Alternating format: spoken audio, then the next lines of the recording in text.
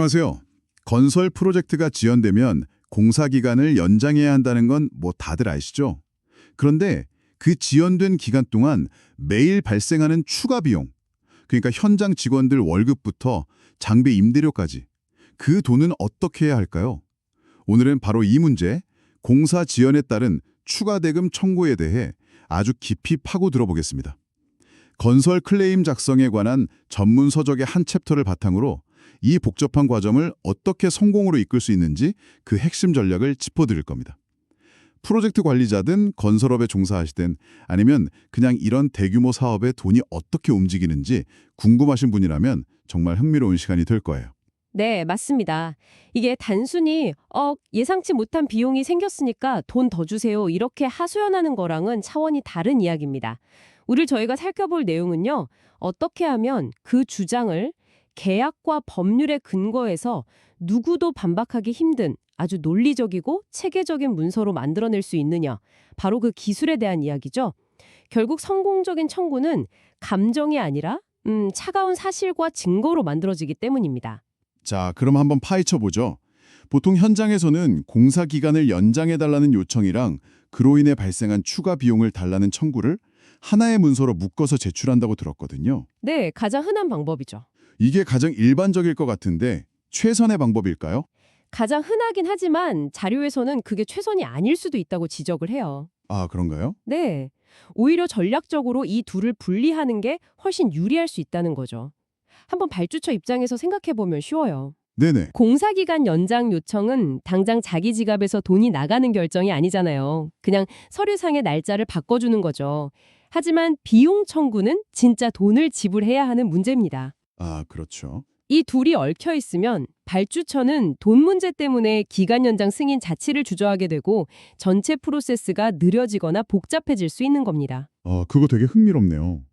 마치 대학생이 교수님한테 과제 마감일을 며칠만 연장해달라고 부탁하는 거랑 하하, 네. 이미 낸 등록금 일부를 환불해달라고 요청하는 것의 차이 같군요. 당연히 전자에 대한 예스를 받아내기가 훨씬 쉽겠네요. 정확한 비유입니다. 그래서 자료에서는 기간 연장 요청을 먼저 혹은 비용 문제와는 독립적으로 제출해서 신속하게 승인을 받아내는 전략을 추천하는 겁니다.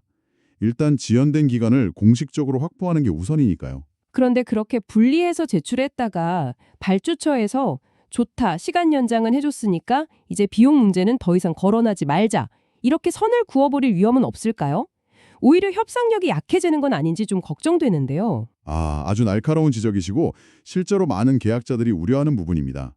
그래서 자료에서 제안하는 가장 현명한 방법은 이렇습니다.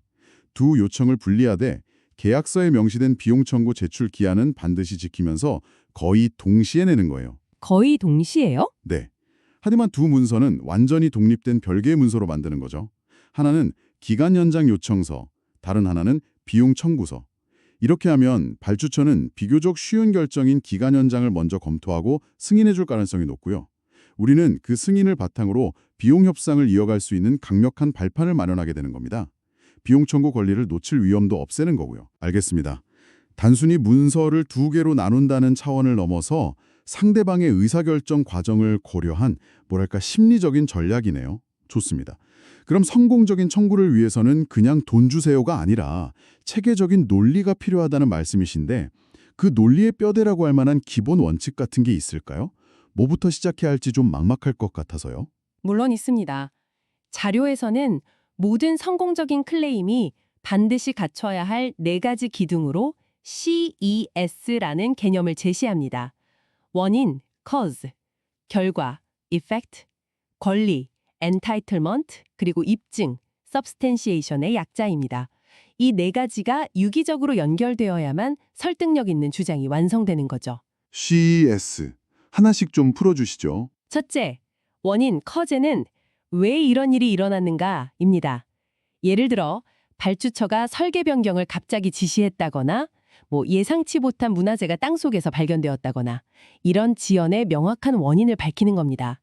둘째, 결과, 이펙트는 그 원인 때문에 우리에게 어떤 피해가 발생했는가.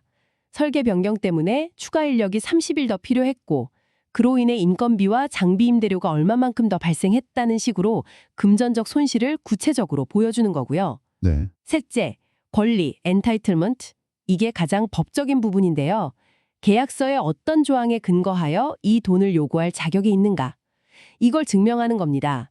계약서 제23.1조에 따르면 이런 식으로 명확한 근거를 제시해야죠. 아하. 마지막으로 가장 중요한 입증, substantiation은 당신이 한 모든 주장이 사실이라는 증거는 무엇인가? 설계 변경 지시서, 작업일지, 급여 명세서, 장비 임대료 청구서 이런 객관적인 자료로 모든 것을 증명해야 합니다. 여기서 정말 흥미로운 점은 이 모든 것을 개연성의 균형에 따라 입증해야 하지만 그렇다고 이론적인 계산이나 추정치에 의존해서는 안 된다는 부분이거든요. 아마 그랬을 것이다와 추정은 안 된다는 말이 좀 상충되는 것처럼 들리기도 하는데요. 이 부분이 바로 클레임 작성의 핵심적인 묘미라고 할 수 있습니다. 개연성의 균형이라는 법률 용어는요, 51%의 확신, 즉 그렇지 않았을 가능성보다 그랬을 가능성이 더 높다는 점을 입증하라는 의미입니다. 형사재판처럼 의심의 여지가 없는 수준의 완벽한 증명을 요구하는 건 아니에요. 아, 51%만 넘으면 되는군요. 그렇죠. 하지만 그 51%의 확신을 주는 근거는 추측이나 가정이 아니라 실제 발생한 사실, 팩트여야 한다는 겁니다. 예를 들어 아마 인건비가 1억 정도 더 들었을 것이다 라고 추정하는 건 안 돼요. 네. 대신 여기 실제 30일치 급여 명세서가 있고 총액은 9,875만 원이다. 따라서 인건비가 이만큼 더 들었을 개연성이 높다고 주장해야 하는 거죠. 이 정도 들었을 것이다가 아니라 이만큼 들었다는 증거가 여기 있다고 말하는 겁니다. 알겠습니다. 그렇다면 입증, 이 substantiation이 가장 어렵고 중요할 것 같은데요. 솔직히 건설 현장이라는 게 매일 정신없이 돌아가잖아요. 그러다 보면 증거를 놓치거나 제대로 기록을 못할 때도 많을 텐데 이걸 방지하기 위한 팁 같은 것도 자료에 나와 있나요? 네, 아주 중요한 포인트입니다. 자료에서도 기록이 없으면 일어나지 않은 일이다 라는 말을 인용하면서 기록의 중요성을 엄청 강조합니다. 가장 좋은 팁은요, 프로젝트 초반부터 체계적인 기록 시스템을 만드는 거예요. 처음부터요? 네, 모든 현장 직원이 매일 작업 일지를 상세히 쓰도록 하고 특히 예상치 못한 사건이 발생했을 때는 반드시 날짜, 시간, 관련된 사람, 내용을 명시하고 사진이나 비디오 증거를 남겨두는 걸 의무화해야 합니다. 발주처와 주고받는 모든 이메일, 회의록, 공문 같은 건 날짜별로 정리해서 보관해야 하고요. 나중에 클레임을 쓸 때 기억에 의존하는 게 아니라 잘 정리된 기록 계산에서 필요한 증거를 그냥 꺼내 쓸 수 있도록 평소에 준비해두는 것, 그게 가장 강력한 무기입니다. 평소의 성실함이 나중에 수억 원의 가치로 돌아올 수도 있겠네요. 자, 그럼 CEO의 원칙에 따라 증거까지 잘 모았다고 가정하고 구체적으로 무엇을 청구할 수 있는지 그 항목들을 좀 살펴보죠. 막연하게 추가 비용이라고만 하면 너무 광범위 아닐까요? 네, 자료에서는 지연으로 인해 발생하는 추가 비용을 크게 4가지 범주로 명확하게 분류하고 있습니다. 첫째는 현장 상조 비용입니다. 말 그대로 공사기간이 늘어난 만큼 현장을 유지하는 데 드는 모든 고정 비용이죠. 현장 유지 비용? 네, 현장 관리자나 엔지니어들의 인건비, 현장 사무실로 쓰는 컨테이너 임대료, 전기세, 통신비, 현장에 투입된 굴삭기나 크레인 같은 장비의 임대료 및 유지보수 비용 등이 모두 여기에 포함됩니다. 두 번째는 뭔가요? 두 번째는 계약 관련 비용입니다. 프로젝트 기간 동안 의무적으로 유지해야 하는 공사보험이나 계약 이행을 보증하기 위해 은행에 내는 보증 수수료 같은 것들이죠. 공사기간이 30일 늘어나면 이 보험과 보증기간도 30일 연장해야 하고 당연히 추가 비용이 발생하죠. 세 번째가 조금 복잡한데 본사 관접비 및 이익, 헤드오피스 오버헤드즈 앤드 프로핏입니다. 그건 현장에서 직접 발생하는 비용이 아니지 않나요? 맞습니다. 그래서 이해하기가 조금 까다롭죠. 이건 기회비용의 개념이에요. 이 프로젝트가 30일 지연되는 동안 우리 회사의 회계팀, 인사팀, 경영진 같은 본사 자원들이 이 프로젝트를 계속 신경 써야 하잖아요. 네, 그렇죠. 더 중요한 건 이 프로젝트에 묶여있는 자원들, 예를 들어 프로젝트 관리자나 핵심 엔지니어들이 다른 새로운 프로젝트에 투입돼서 이익을 창출할 기회를 놓쳤다는 겁니다. 그 보이지 않는 손실을 보전받는 개념이죠. 마지막 네 번째는 금융비용입니다. 공사가 늦어지면 당연히 받아야 할 공사 대금이나 유보금 지급이 늦어지겠죠. 그로 인해 회사가 대출이자를 더 내야 한다거나 하는 금융 손실을 청구하는 겁니다. 여기서 정말 인상 깊었던 건 단순히 빌려온 장비뿐만 아니라 회사가 원래 소유하고 있던 장비의 감가상각비까지 비용으로 청구할 수 있다는 점이었어요. 어차피 내 장비인데도 비용으로 인정받을 수 있다는 게 좀 신기하네요. 그것 역시 기회비용 개념과 정확히 연결됩니다. 우리 회사 소유의 크레인이 이 프로젝트에 30일 더 묶여있지 않았다면 다른 프로젝트에 임대해주거나 투입해서 수익을 낼 수 있었을 겁니다. 아하, 그 기회를 잃었고 동시에 그 30일만큼 크레인의 수명은 소모되었죠. 그 가치 하락분, 즉 감가상각비를 합리적인 비용으로 청구하는 겁니다. 여기서 가장 중요한 것은 계약서에서 비용, 커스트를 어떻게 정의하고 있는지 확인하는 거예요. 계약서요. 네. 자료에 나온 FIDIC라는 국제 표준 계약서의 예를 보면 비용은 이익을 포함하지 않는 실제로 발생한 순수 지출을 의미한다고 명시되어 있습니다. 이게 전 세계 대규모 인프라 프로젝트에서 가장 널리 쓰이는 계약서 중 하나라 이 기준을 이해하면 대부분의 경우에 적용할 수 있어요. 이 경우엔 이익을 별도로 청구하기 어렵죠. 하지만 계약서의 다른 조항에서 비용과 합리적인 이익을 보전해 준다고 명시되어 있다면 당연히 청구가 가능합니다. 모든 것은 계약서로 통하는 셈이죠. 청구 항목들을 알았으니 이제 가장 중요한 어떻게 계산하는지로 넘어가 보죠. 이 수많은 비용 항목들을 어떻게 정리해서 제출해야 검토하는 사람이 이해하기 쉬울까요? 핵심적인 방법 중 하나는 모든 비용을 일일 비용으로 환산하는 겁니다. 일일 비용이요? 네. 예를 들어 프로젝트 관리자의 월급과 각종 수당을 합쳐 월 1,000만 원이라고 해보죠. 이걸 30일로 나눠서 일일 비용 33.3만 원. 이런 식으로 모든 항목을 하루당 비용으로 갖고 놓는 겁니다. 이렇게 해두면 아주 편리한 장점이 있어요. 만약 우리가 30일의 기간 연장을 청구했는데 발주처가 검토 후에 우리가 보기엔 20일이 타당하다며 20일만 승인해 준다고 가정해보죠. 네. 모든 비용이 일일 단위로 계상되어 있다면 그냥 각 항목에 승인된 20일을 곱하기만 하면 수정된 최종 금액이 바로 나옵니다. 처음부터 모든 계산을 다시 할 필요가 없어지는 거죠. 와, 굉장히 실용적인 팁이네요. 그런데 아까 말씀하실 본사 간접비처럼 눈에 보이지 않는 비용은 어떻게 계산하나요? 월급처럼 명세서가 있는 것도 아니고요. 이런 추상적인 비용을 어떻게 객관적인 숫자로 계산해낼 수 있죠? 뭔가 업계에서 인정하는 방식이라도 있나요? 바로 그 문제를 해결하기 위해 개발된 도구들이 있습니다. 자료에서는 허드슨 공식이나 엠덴 공식 같은 것들을 언급하는데요. 이런 공식들이 바로 그런 보이지 않는 비용을 합리적으로 수치화하는 업계에서 널리 인정받는 방법들입니다. 엠덴 공식이요? 엠덴 공식을 예로 들어보죠. 먼저 회사의 지난 몇 년간의 감사 보고서를 바탕으로 회사 전체 연간 매출액에서 본사 간접비와 이익이 차지하는 비율을 계산합니다. 예를 들어 그 비율이 12%라고 해보죠. 그 다음 그 12%라는 비율을 현재 지연된 프로젝트의 총 계약 금액과 지연된 기간에 적용해서 이 프로젝트가 지연되지 않았다면 우리 회사의 자원이 다른 곳에서 이 정도의 간접비와 이익을 벌어들였을 것이다 라는 기회비용을 논리적으로 계산해내는 겁니다. 그냥 어림짐작이 아니라 회사 전체의 재무 데이터를 기반으로 한 공식이라 설득력이 있겠네요.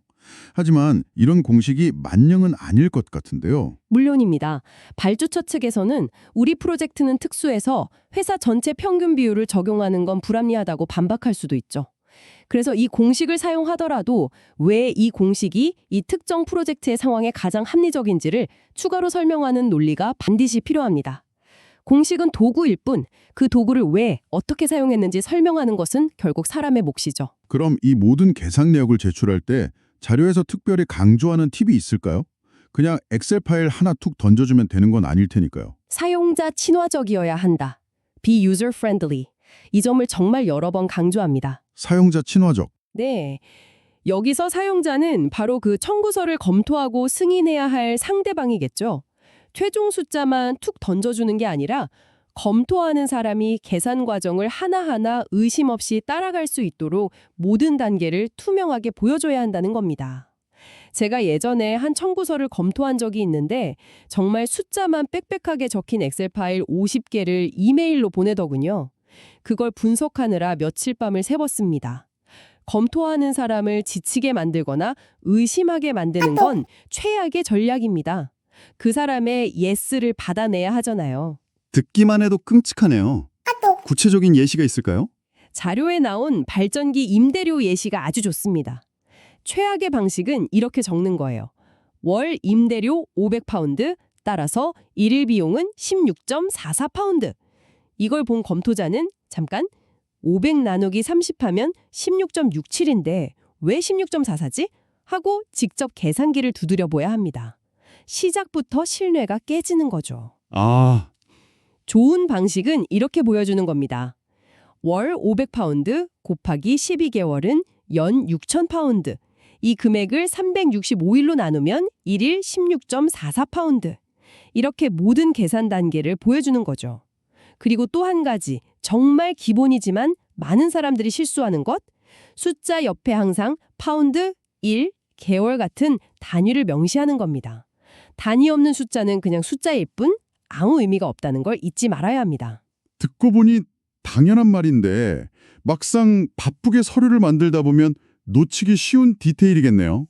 그럼 이 원칙들이 실제 청구서에서 어떻게 적용되는지 자료에 나온 예시를 통해 구체적으로 살펴보죠. 청구서입니다. 청구 내역을 보면 우리가 앞에서 이야기했던 4가지 범주가 그대로 나와요. 첫째, 현장 상주 비용으로 약 14만 8,942파운드. 여기에는 관리자, 엔지니어, 행정직원 등 12명의 30일치 인건비와 현장 시설 유지비 등이 포함되어 있습니다.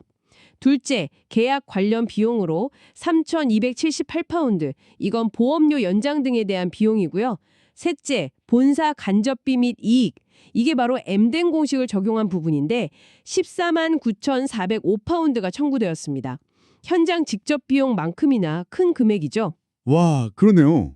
마지막으로 금융 비용으로 17,520파운드. 이렇게 해서 소개가 약 31만 9,141파운드입니다. 그런데 여기서 끝이 아니더라고요. 여기에 합리적인 이익을 추가하는데 이건 어떤 근거로 계산된 건가요? 네, 이 부분도 입증에 아주 좋은 사례입니다. 계약서에 비용과 합리적인 이익을 청구할 수 있다고 명시되어 있었기 때문에 가능한 항목이죠. 여기서 핵심은 합리적인이라는 단어를 어떻게 증명하느냐입니다. 이 회사는 우리의 합리적인 이익률은 3.73%입니다. 라고 주장하며 그 근거로 지난 3년간의 공인된 감사보고서를 제출했습니다. 아, 감사보고서. 네, 보고서에 따르면 지난 3년간의 평균 이익률이 실제로 3.73%였고 누구도 반박하기 힘든 객관적인 증거가 된 거죠. 그래서 소개 금액에 이 3.73%의 이익을 추가해서 최종적으로 청구하는 총액은 33만 1,045파운드가 됩니다. 그렇다면 이 숫자가 의미하는 바는 무엇일까요? 당시 환율로 계산해보면 단 30일 지연에 우리 돈으로 약 5억 원이 넘는 비용이 청구된 겁니다. 결국 이 숫자가 말해주는 건 이런 클레임이 단순히 서류 제법이 아니라 한 회사의 한 분기 재무제표를 뒤바꿀 수 있는 전략적 무기라는 겁니다. 30일 지연에 5억 원이라면 6개월 지연은 회사의 존폐를 가를 수도 있는 거죠. 이걸 제대로 준비하느냐 못하느냐가 바로 그 차이를 만듭니다. 오늘 건설 프로젝트의 추가 대금 청구에 대해 정말 깊이 있게 알아봤습니다. 막연하게만 느껴졌던 과정이 아주 치밀하고 논리적인 작업이라는 걸 알게 됐네요. 핵심 내용을 다시 한번 정리해 드릴게요. 첫째, 전략이 중요합니다. 시간 연장과 비용 청구를 분리해서 접근하는 심리적 전략을 고려해 보세요. 둘째, CES를 기억하세요. 원인, 결과, 권리, 입증. 이 4가지가 여러분 주장의 뼈대입니다. 네, 가장 중요하죠. 셋째, 증거가 전부입니다. 추정이 아닌 평소에 잘 기록된 실제 데이터로 모든 것을 증명해야 합니다. 마지막으로 제출 방식이 핵심입니다. 계산 과정을 투명하고 논리적이며 무엇보다 사용자 친화적으로 제시해서 상대방의 신뢰를 얻으세요. 여기서 마지막으로 한 가지 중요한 질문을 던져볼 수 있습니다. 오늘 우리가 살펴본 자료는 전적으로 청구를 하는 계약자의 입장에서 쓰였습니다. 아, 그렇죠. 하지만 만약 여러분이 그 청구를 검토하는 발주처나 감리단의 입장에 있다면 어떨까요?